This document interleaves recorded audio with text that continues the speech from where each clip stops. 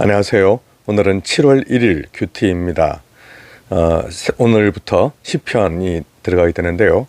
오늘 시편 1편 말씀 1절에서 6절까지 말씀입니다. 우리 올해 26년도 표가 바로 여기서 나왔었죠. 시냇가에 심은 나무. 정말 귀한 말씀을 함께 나누게 돼서 영광입니다. 오늘 1절에서는 복 있는 사람은 악인들의 꾀를 따르지 아니하며 죄인들의 길에 서지 아니하며 오만한 자들의 자리에 앉지 아니하고, 곧 이렇게 우리가 가지 말아야 될 길, 하지 말아야 될 것에 대해서 명확하게 말씀을 밝히고 있는데요. 우리가 하나님 주신 자리에 맞게, 하나님 주신 어떤 생각의 범위에 맞게 생각한다고 하는 것은 우리에게 정말로 의미 있는 일이지요. 곧 겸손과 교만이 여기서도 나뉘게 되는데요. 정말 하나님께서 우리에게 맡기신 일에 충성을 다하고 내가 생각하지 말아야 될 범위까지 이렇게 넘어서서 나의 어떤 욕심을 부리다 보면 그 교만은 마침내 패망의 선봉이 되게 되지요. 그러므로 이러한 것들을 모두 하지 말는 사람이 복이 있다 되는데요. 여기 이 복이 있다라는 표현도 원래 우리나라 말은 이제 복 있는 사람은 이렇게 되어 있지만 사실은 히브리어 원어로 보자면 어떠한 사람이 복이 있으며 라고 하는 감탄형으로 되어 있습니다. 그 사람의 복이다 이렇게 되어 있는데요.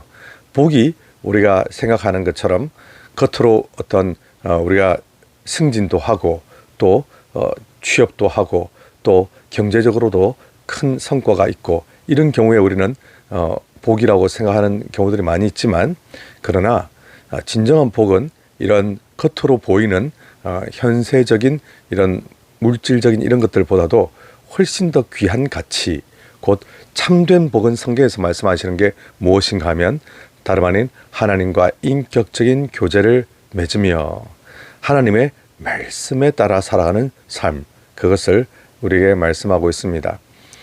말씀에 따라 사는 것이 때로는 답답해 보이고 옥죄는 것 같고 뭔가 힘들게 느껴질 수 있습니다. 그러나 사실 말씀 안에 우리가 서 있을 때, 말씀대로 살아갈 때 진정 살아계신 하나님께서 우리에게 복 주신다는 것을 우리는 꼭 기억하셔야 되겠지요. 그래서 복 있는 사람은 어떤 자리에 가는 것이 복이다, 뭐 많이 가지는 것이 복이다 이러지 않고 오직 하나님의 사람으로 서는 것을 말씀하는데요. 오늘 여기 보니까 1절에 등장한 이 단어들도 우리가 좀 살펴볼 필요가 있겠군요. 이 악인들의 꾀를 따르다, 그리고 서다, 앉다, 이렇게 세 가지가 나오는데, 따르는 것은 이제 한참 이렇게 그냥 가는 것 아닙니까? 언제라도 돌아설 수도 있고 한데, 악의 길을 따라가는 것에서 좀 더 심해지는 게 이제 그 자리에 그냥 멈추는 거죠. 악과 함께 멈추는 것이고, 가장 이제 심한 게 악의 자리에 그냥 눌러 앉게 되는 것이죠. 사람은 결국 여기서 보면 우리 인간이 어떻게 악한 길에 빠지게 되는 그 순서도 이렇게 말씀하고 있군요. 이렇게 하나님 뜻대로 살아가기보다 악한 길을 추구하는 것이 우리 인간들의 본성일 텐데요. 그래서 이런 길을 가지 않고 하나님께서 원하시는 길, 하나님께서 우리에게 붙드시는 길, 복된 길이 뭔가 2절에 이제 등장하죠. 2절 보니까 오직 여호와의 율법을 즐거워하여 그 율법을 주야로 묵상하는도다. 그렇습니다. 하나님께서 우리에게 주신 이 율법을 즐거워하는 것, 이것이 우리에게 정말 큰 복인데요. 하나님의 말씀을 어떻게 우리가 즐거워하고 끊임없이 묵상하고 이것을 할 수 있을까? 이것은 의무적으로 이렇게 되는 것보다도 나에게 진정 중심으로 이것이 기쁨이 되어야 되는데요. 우리가 그 웨스트민스터 신앙 우리 문답 소요리 문답에도 보면 제1조 1항에서 사람의 가장 큰 목적에 대해서 여호와 하나님을 기뻐하는 것, 즐거워하는 것, 이것에 대해서 명확하게 밝히고 있습니다. 곧 우리 인생에 가장 복된 것이 무엇일까?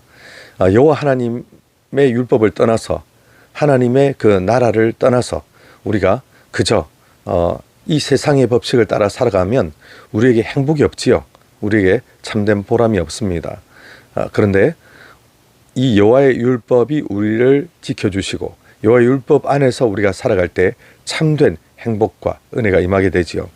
그러면서 여호와 하나님의 말씀을 묵상한다. 깊이 이렇게 묵상하는 즐거움이 또 우리에게 있지 않습니까? 말씀을 조용히 되새기면서 하나님, 저에게 무엇을 말씀하시나요? 하나님, 여호와 하나님 말씀을 묵상하는 게 제게 너무 큰 기쁨이 됩니다. 이렇게 해서 정말 말씀을 읽고 묵상하고 암송하고 하는 것들이 의무 혹은 이렇게 꼭 누가 이렇게 시켜서 하기보다 하나님의 말씀을 곰곰이 내가 묵상하며 그 안에서 하나하나 말씀을 따라 살아가다 보면 그 말씀의 깊이 그리고 즐거움, 이것을 우리가 더욱더 발견하게 되는데요. 그래서 오늘 하루에 나아갈 길, 그리고 앞으로 인생에 나아갈 길, 이 모든 걸음걸음들을 주님으로부터 우리가 발견하고 또 하나님께서 함께 해주시는 즐거움이 우리에게 있다는 것이죠. 오늘 말씀에 보면 이처럼 악한 길을 떠나고 복된 길을 가는 이런 사람이 이제 앞으로 어떻게 될 것인가에 대한 내용입니다. 곧 그러한 사람이 시냇가에 심은 나무다라는 것이죠. 악한 길을 따라가고 또 서고 앉고 하여 그렇게 악한 길을 계속하여 추구하는 사람이 아니라 여호와의 말씀을 즐거워하고 기뻐하며 주야로 묵상하는 이런 복된 사람, 정말 이런 아름다운 사람, 가치 있는 사람, 행복한 사람, 이런 사람은 앞으로 어떻게 될 것인가? 앞으로 시냇가에 심은 나무처럼 정말 이 물이 계속 공급이 되는, 주일 설교에서 잠깐 말씀드렸던 엘림처럼 물이 계속 공급이 되는 그런 풍성한 물줄기가 있는 그런 곳에 심겨진 나무인 것이죠. 그런 나무는 시절을 쫓아 열매를 많이 맺게 됩니다. 나무가 스스로 물을 만들어내지는 않지요. 오직 물이 계속 공급되면서 그에 따라서 나무에서 이렇게 여러 가지 아름다운 것들이 가능해지는데요.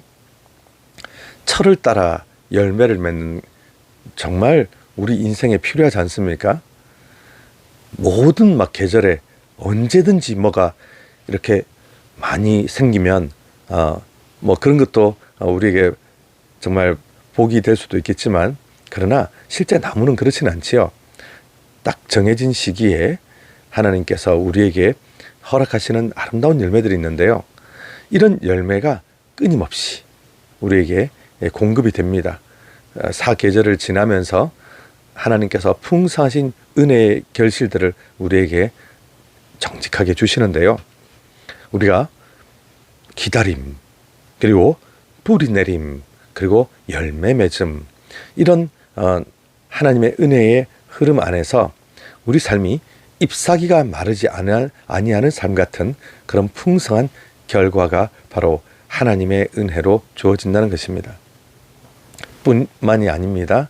4절 말씀에 보니까 악인은 오직 바람에 나는 겨와 같다.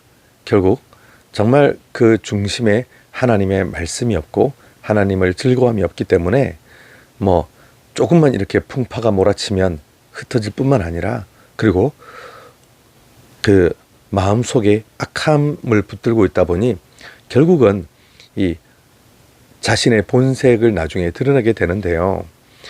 그러나 오직 하나님의 사람은 하나님의 말씀으로 굳게 서서 정말 여러 가지 어렵고 힘든 상황 가운데서도 하나님의 은혜를 갈구하며 하나님의 능력을 구하며 내게 불평과 여러 가지 현실이 왜 이렇습니까? 라고 하나님께 따질 수 있겠지만, 그러나 하나님 말씀을 더욱 묵상하고 즐거워하다 보면 결국 하나님께서 그 사람의 길을 열어주시게 되지요. 결국 하나님께서는 여호와께서 인정하시는, 여호와 하나님을 의뢰하는 사람, 의지하고 바라보는 사람은 결국 여호와 하나님께서 인정하시는 그런 삶이 됩니다. 그래서 정말 시냇가에 심은 나무가 시절을 쫓아 열매를 맺고 잎사귀가 풍성한 그러한 모습처럼 여호와 하나님의 말씀을 주야로 묵상하며 즐거워하고 하나님께서 내게 말씀하시는 것에 귀를 기울이는 사람, 이런 복된 사람, 이런 시냇가에 심은 나무 같은 사람이 모두 되시기를 주님의 이름으로 축복합니다.